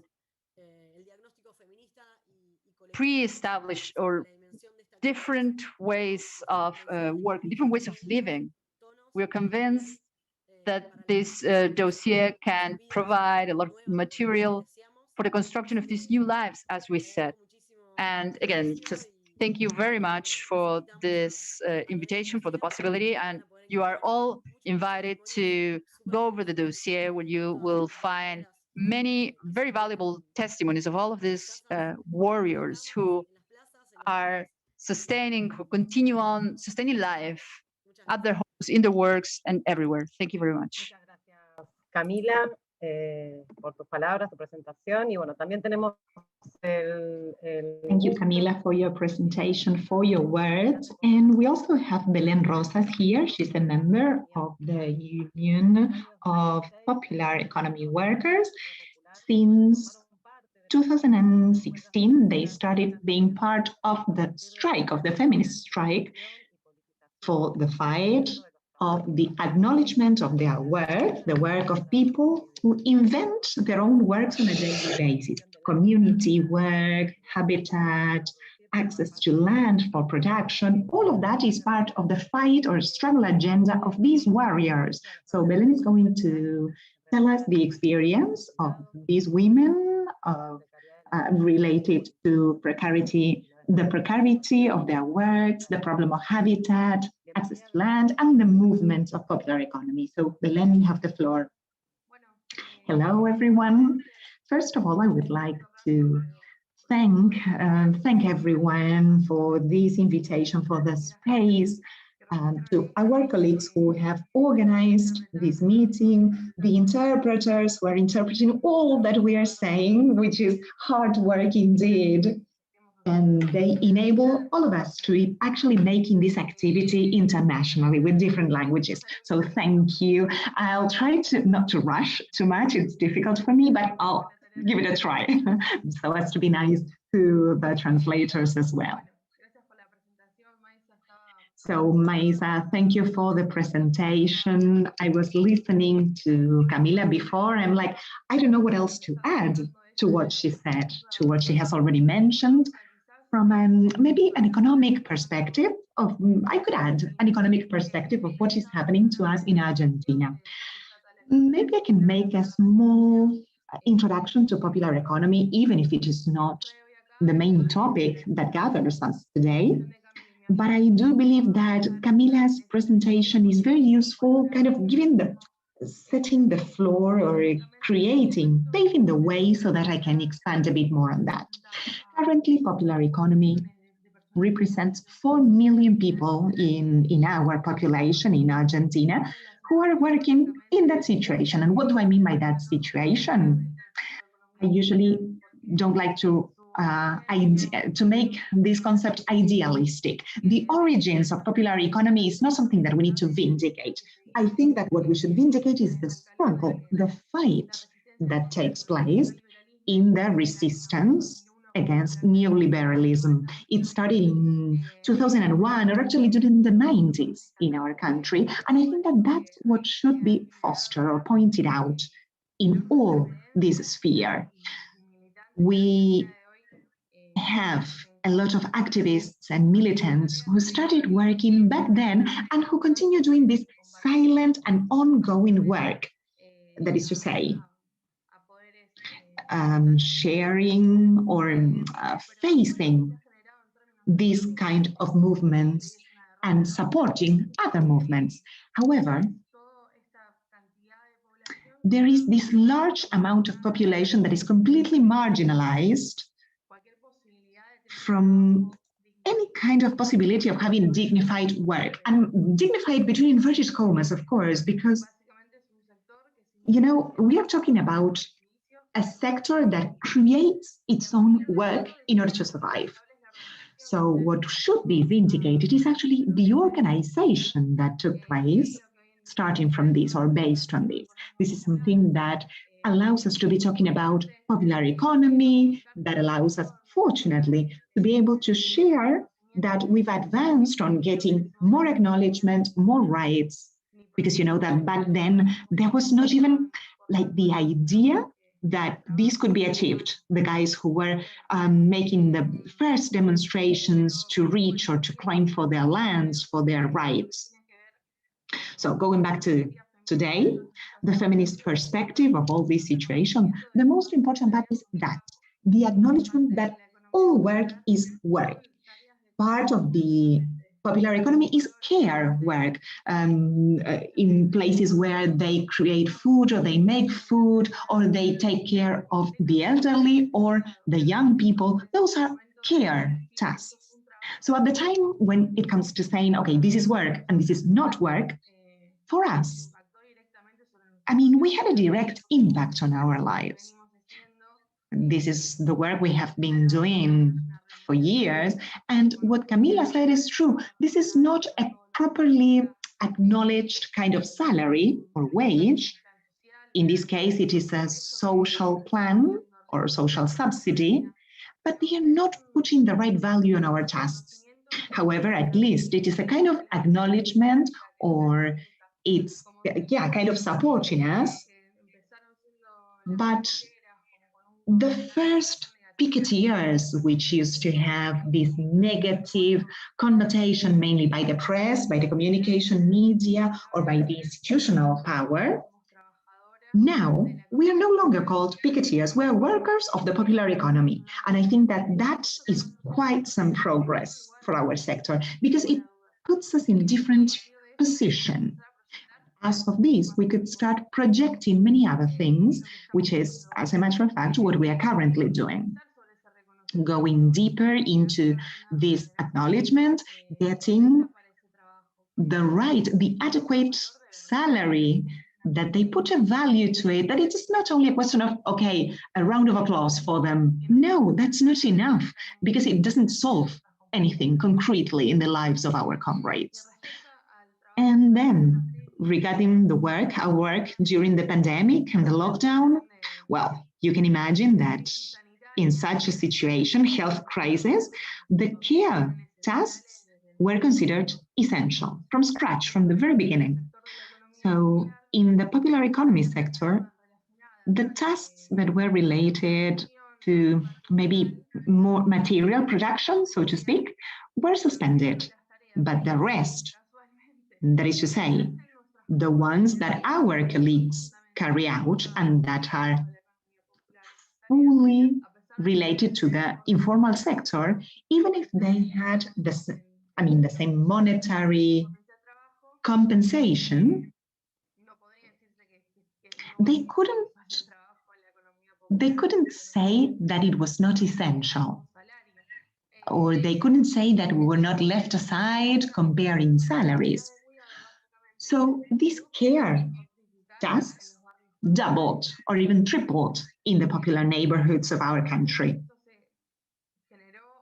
And that caused the death of some of our colleagues during the pandemic because of how precarious their conditions were, how precarious those workplaces were, and because having to give an answer to many more people than what they used to do before the pandemic, and taking care of themselves as well, which implies a budget that they don't have, and with a response by the state that was enough sometimes and not enough many other times. In popular neighborhoods, it was a tragedy, many lives lost, that show the dramatic situation in which we lived and in which we continue living the pandemic in our areas.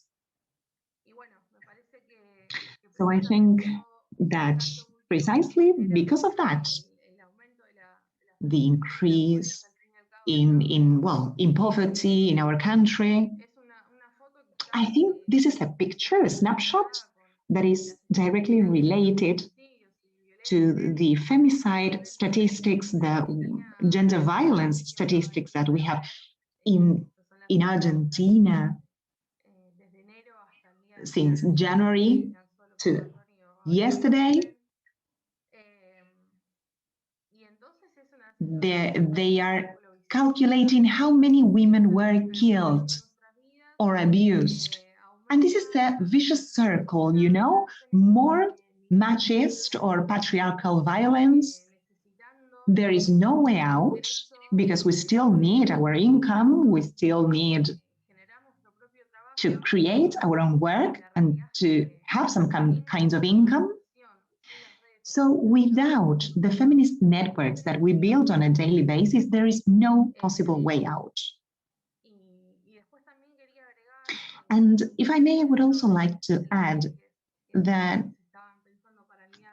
part of the topics that we wanted to discuss today mentioned or included the relation with capitalism. in all the topics that are debated today. So I would like to share, if I can make the most of the presence of people and representatives from so many countries, because I would like to open up this discussion and share it with all the rest of my colleagues. Today, in the city of Buenos Aires, because of March the 8th, there was a call for strike, for women's strike and mobilization. That is very valuable for us because we were the first ones to make a strike on Macri, the former president of Argentina, which was the embodiment of neoliberalism in the region. Today, there is a lot of political burden on our shoulders as well, and a political connotation to our march. This is the first year that we have legal abortion in our country after many years of struggle and struggle.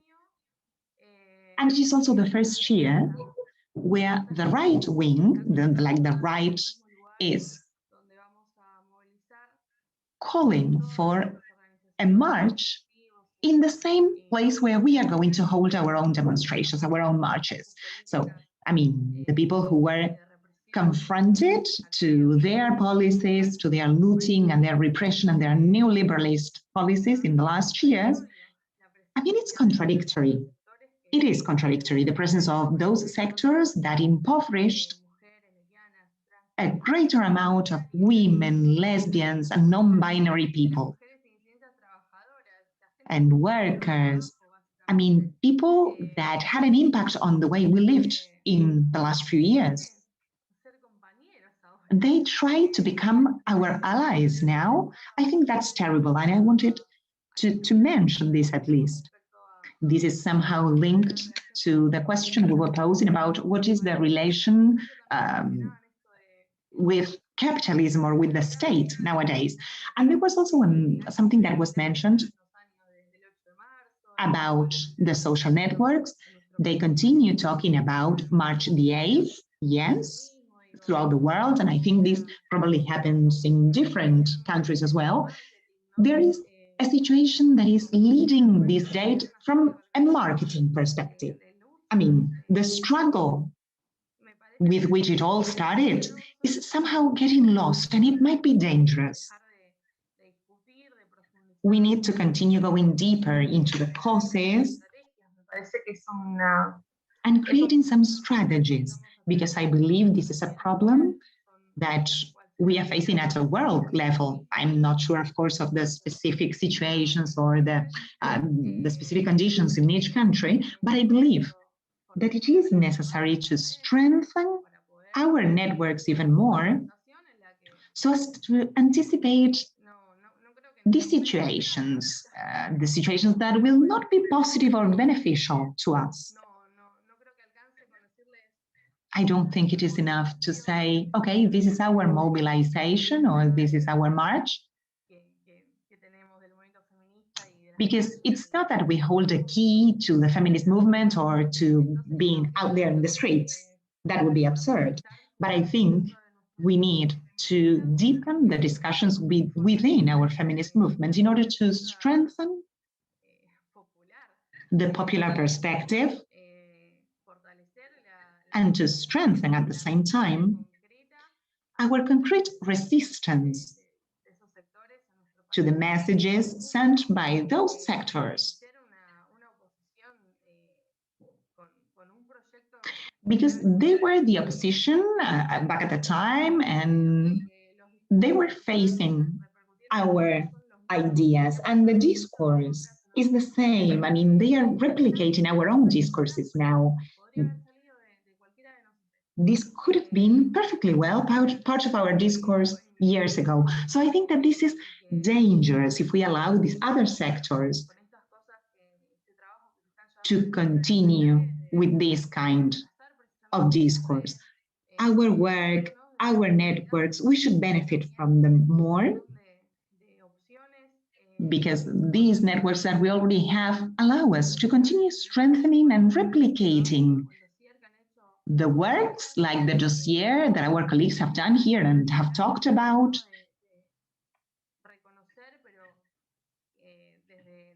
and acknowledging from the voices of those people who actually live these situations, acknowledging the work of these women, and to go deeper into their struggles, because this is what we need, what we will need in order to face the world wave that is coming our way if we do not support one another and if we are not strong all together. Okay, so I think that that's it. I don't want to speak for too long, so I really value this space, and I hope we will be able to continue sharing these spaces. Thank you, Belén, for your testimony. Thank you for your words. So I give back the floor to Renata.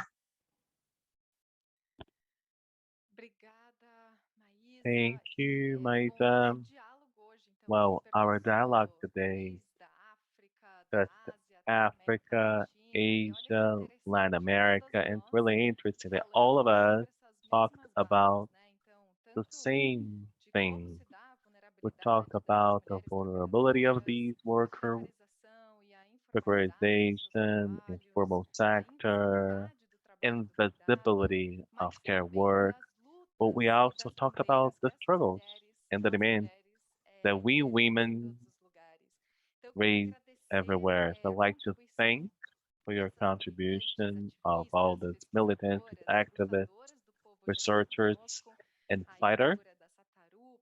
Sataruba, Maisa, Nonto, Pinky, Camilla, Belaine, and all the women and people who are with us today on the International Women's Struggle Day. I'd like to thank the interpreters. We have a big team on making the connection in the different languages, Portuguese, Spanish, and English. So thank you very much for your work. And I want to say that we keep, as Pink said, we have the knife on our hand, standing, marching together in the struggle. Thank you, and join the campaign of visible work on social media. Thank you.